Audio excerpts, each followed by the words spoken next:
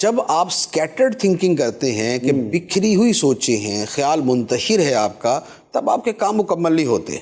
اور زندگی میں بڑے کام کرنے ہو تو ہمیشہ فوکس تھنکنگ کرنی چاہیے.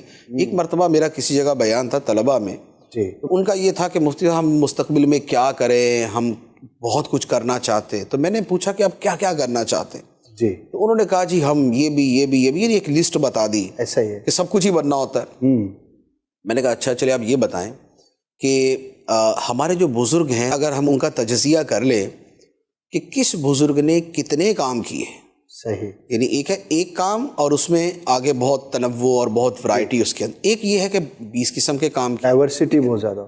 ایک ہے مثال کے طور پہ تصنیف کا کام، کتابیں لکھنا. ایک ہے تقریر کا کام، بیان کرنا. ایک ہے تدریس کا کام، طلباء کو پڑھانا. ٹھیک.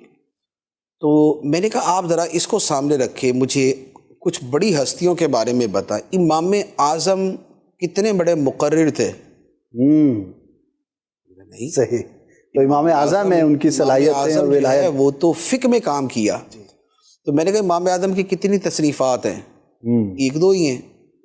اس کا مطلب یہ ہوا کہ امام اعظم اتنی بڑی ہستی، اتنی صلاحیتوں والے، لیکن انہوں نے زندگی میں فقہ پر فوکس کیا اور پوری زندگی وہی کام کیا اور اس کا رزلٹ دیکھیں. واہ کیا خوب ہے، کیا خوب ہے، ماشاءاللہ. وہ تصنیفات نہیں کر سکے. ٹھیک.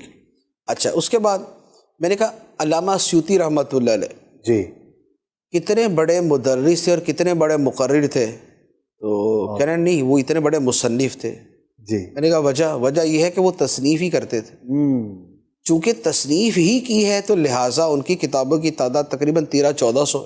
ماشاءاللہ. تو یہ جو اتنی کتابیں لکھی ہیں تو سنگل فوکسڈ ہو کر ایک ہی کام کیا انہوں نے. اچھا میں نے کہا اعلیٰ حضرت کی تقریروں کے کتنے مجموعے ہیں؟ آپ نے بیانات کیے اور آپ کے بیانات کا بڑا ایک لوگوں کے اندر وہ تھا، شہرہ تھا کہ جناب اعلیٰ حضرت کا بیان ہو رہا ہے، چلو چلو اعلیٰ حضرت کا بیان سننے چلو. نہیں ایسا تو کچھ نہیں سنا. اچھا میں نے کہا اعلیٰ حضرت نے کتنی تدریس کی ہے؟ نہیں کی.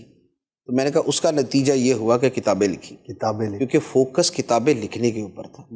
تو بڑی بڑی ہستیاں جتنی بھی ہیں آپ جب ان کو لیں گے نا، انہوں نے زندگی میں ایک اور زیادہ سے زیادہ 2 کام کیے ہوں گے. ایسا نہیں ہو سکتا کہ مصنف بھی ہو، مقرر بھی ہو، مدرس بھی ہو.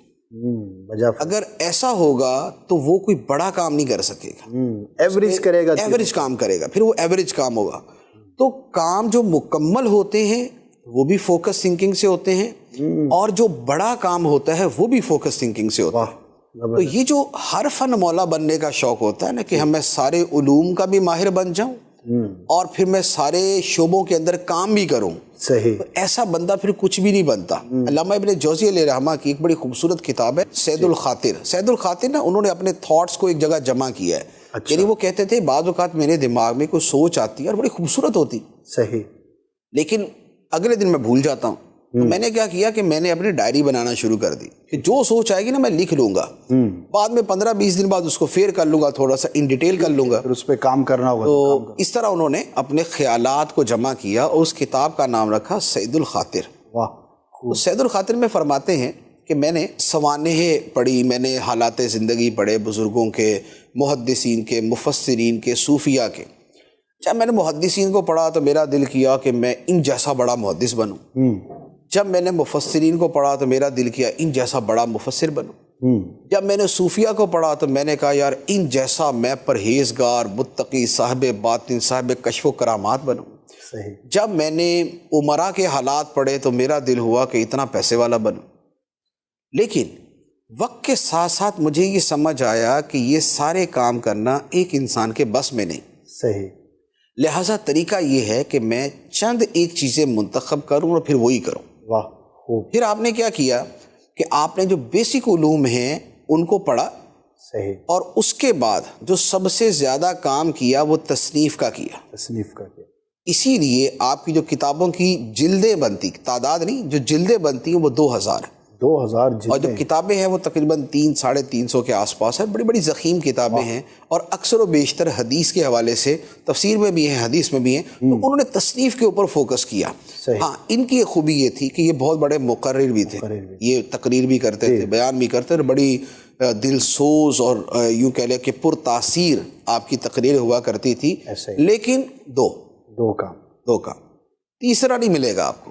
تو فوکس تھنکنگ کا ایک بہت بڑا فائدہ یہ ہوتا ہے کام کہ کام مکمل بھی ہوتے ہیں اور کام عمدہ بھی ہوتے ہیں۔